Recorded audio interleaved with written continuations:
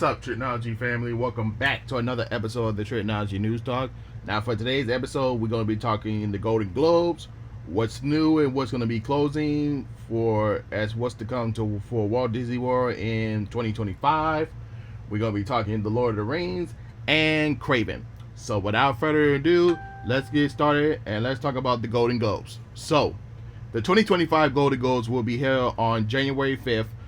Streaming on CBS and Paramount Plus, and they just recently revealed the nominees. Now, I'm only going to be reviewing the big ones, but I will leave the website of the nominees of the 2025 Golden Globes in the description below, so you guys can check out all the rest of the nominees. So, here's some of the big ones that I'm going to mention. Here are the nominees for the best non-English language motion picture. We have All We Imagine as Light, Emily Perez, The Girl with the Needle, I'm Still Here, The Seed of the Sagir Fin, and Vermigo. And then for Best Picture Drama, we have The Brutalist, A Complete Unknown, Conclave, Dune Part 2, Nickel Boys, and September 5th. And then for Best Picture Musical and Comedy, we have Aurora, Challengers, Emily Perez, A Real Pain, The Substance, and Wicked. Now, for Cinematic and Box Office Achievement, we have Alien Romulus, Beetlejuice, Deadpool Wolverine, Gladiator 2, Inside Out 2, Twisters, Wicked, and The Wild Robot. For Best Musical Comedy Series, we have Abbott Elementary, The Bear, The Gentleman, Hacks, Nobody Wants This, and Only Murders in the Building. For Best Drama Series, we have The Day of the Jackal, The Diplomat, Mr. and Mrs. Smith, Shogun, Slow Horses, and Squid Games.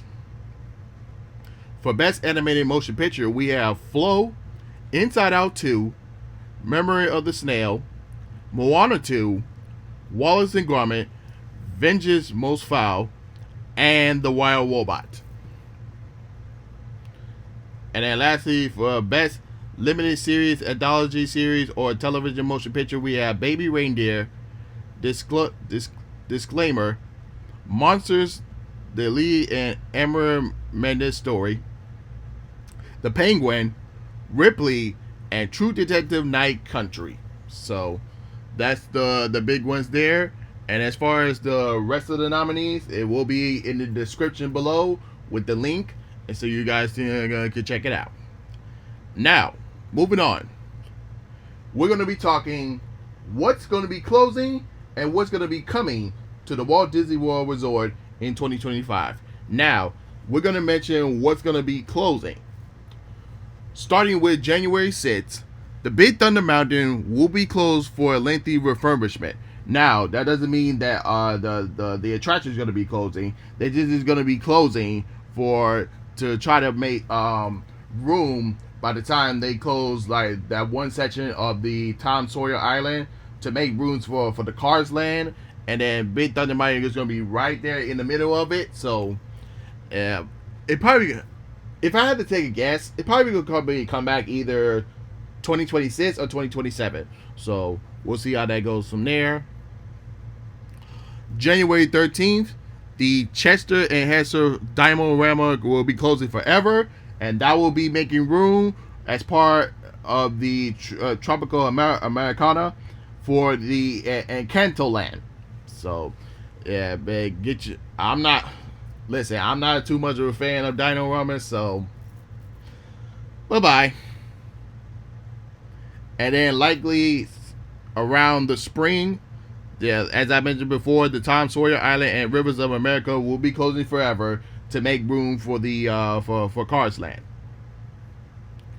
And then also sometime in 2025, the Muppets Courtyard, Muppet Vision 3D, and Rocket Roller Coaster will be closing. So, as you guys know, the Muppets Courtyard will now be transformed into Marstropolis, aka the Muppets Eat Land. With Muppet Vision 3D will be replaced for the Muppets, for the monsters, the laugh out loud floor.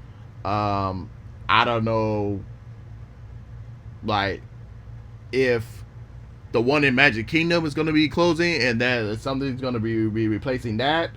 I don't know, but yeah. As far as Rocket Roller Coaster, the ride itself, it's not going to be closing. They're just going to be changing the icon. As you know, the Rocket Roller Coaster will feature Aerosmith. As you guys may or may not know, Disney does not have the rights to Aerosmith no more. So now the Muppets will be taking over the Rocket Roller Coaster. And now, with that being said, let's talk about what's new going to be coming to the Walt Disney World. So, in spring of 2025, we will have the Spaceship Earth Lounge right next to the globe. There's a spaceship ride. So it looks pretty good. I like how it looks. It looks very fancy as far as the picture is concerned. And then in the summer of 2025, we will have a new nighttime parade in the Magic Kingdom called Disney Starlight Parade. So it's going to be very interesting. I saw a little preview of what's going to be like during the Wonderful World of Disney Magical Celebration show. So that's going to be very interesting.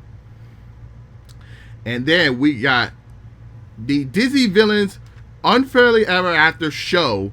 That's going to be coming in summer of 2025. That's going to be replacing the Lightning McQueen's car show. That's going to be replacing that. And then also in the summer of 2025, they'll have the reboot of the Little Mermaid musical adventure. That's where the Voyage of the Little Mermaid show was at. So that's going to be reboot. And then both of those shows will be in the Hollywood Studios, if I ever got to mention. And then late summer in 2025, the re-image of Test Track will be reopened. Instead, it's not going to be sponsored by Chevrolet. It's going to be sponsored by Motors. So it kind of gives that more futuristic feel as far as Test Track is concerned. And then late in 2025, we will have the Pirates of the Caribbean Taven. It's kind of like a bar. It's gonna be right next. I think it's gonna be right next to the Pirates of the Caribbean attraction.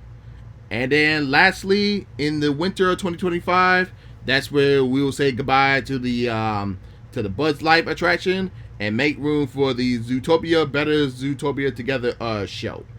Yeah, so that's what's new. That's going to be coming to the Walt Disney World Resort. Let me know in the comments below which beloved attraction you're going to miss and which attraction you're going to be looking forward to. And now, we're going to move on to movies. As far as what's coming from the Walt Disney movies. And starting with February 14th, a.k.a. Valentine's Day, we'll have Marvel Studios' Captain America Brave New World. Then on March 21st, we'll have Disney Snow White. Again, no one's going to be watching that. No one's going to be watching it. Then on May 2nd, we have Marvel Studios' The Thunderbolts. Then on May 23rd, I think that's right before Memorial Day weekend, then we'll have the live action Disney's Lilo and Stitch. I'm loving how Stitch looks. They've done a great job with that. Hopefully we get a new trailer on what the other characters gonna be look like. Then on June 3rd, we have Pixar's ELO. That's gonna be very interesting. Then on July 25th, we have Marvel Studios' Fantastic Four: The First Steps. Hopefully we get a first trailer of what the Fantastic Four is gonna look like. And then in a very, very long awaited sequel of Freaky Friday, we'll have Freakier Friday. That's going to be open on August 8th. Then on October 10th, we got Tron Ares. Then on November 26th, we have Zootopia 2. And then to close out on December 19th, we have Avatar 3 Fire and Ash. Can't wait for that movie. So, and let me know in the comments below which the Disney movies that you're going to be looking forward to. And with that being said, now let's move on to our movie review, y'all. So, we're going to be talking about The Lord of the Rings and a new animated movie called The War on Remnant. So, this is their first take on an animation film. So, I definitely enjoyed this movie.